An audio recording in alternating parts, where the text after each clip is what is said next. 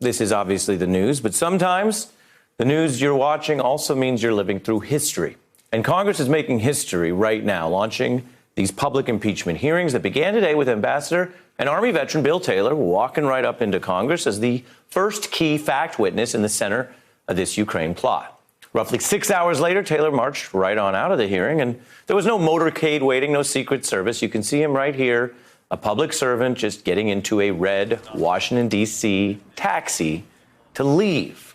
What happened in between was Taylor and diplomat George Kent laying out what they knew for the Congress and the public watching at home, with far more details coming from Taylor, the point person on Ukraine. Both provided damning testimony. And here tonight is the core of their new account. One, that Trump demanded foreign help for his re-election in exchange for U.S. military funding. Two, Trump's advisors confirmed that plot several times, these witnesses say. Three, for the first time ever, Taylor revealing how staff heard Trump on a phone call to a different impeachment witness, Ambassador Sondland, where Trump reportedly was demanding those investigations in Ukraine. Now, that's key because the most crucial evidence Congress gathers today will be pressed on future witnesses in the days to come.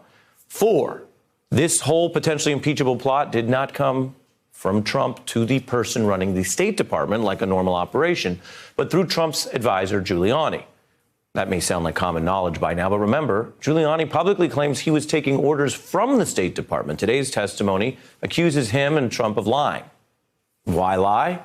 This new testimony suggests the lies were necessary because the truth was so much worse. I think it's crazy to withhold security assistance for help with a political campaign. The possibility of a White House meeting was being held contingent to an announcement. The meaning of stalemate was the security assistance would not come. Giuliani's efforts to gin up politically motivated investigations. The president's comments were focused on two things, 2016 and the Bidens, am I right? I believe so, yes. What was communicated to you was that the president wanted investigations into 2016 and the Bidens. That was my understanding. Some of those points reinforce what witnesses have told impeachment investigators behind closed doors. Taylor revealed the new account, though, that Trump himself was also heard on this phone call with his then ally, Ambassador Sondland, and that Trump was demanding the investigations. In the presence of my staff at a restaurant, Ambassador Sondland called President Trump and told him of his meetings in Kyiv.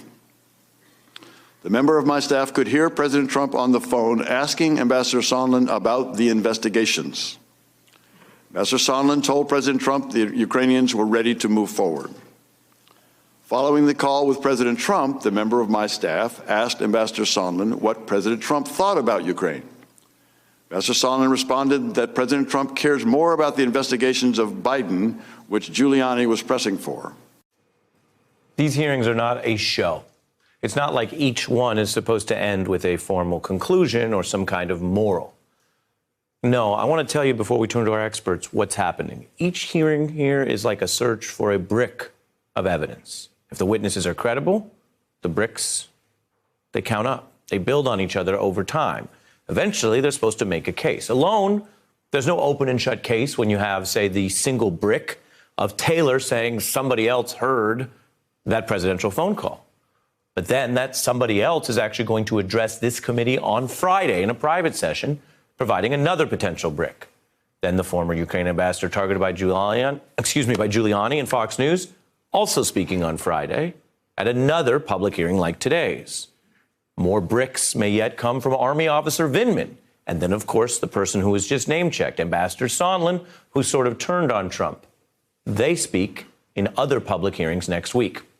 If Congress can prove that today's evidence and those other bricks amount to prove that Donald Trump demanded foreign help for his re-election in exchange for U.S. military funding, well, the chair in charge of impeachment today says that would be case closed.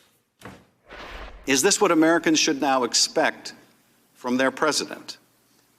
If this is not impeachable conduct, what is?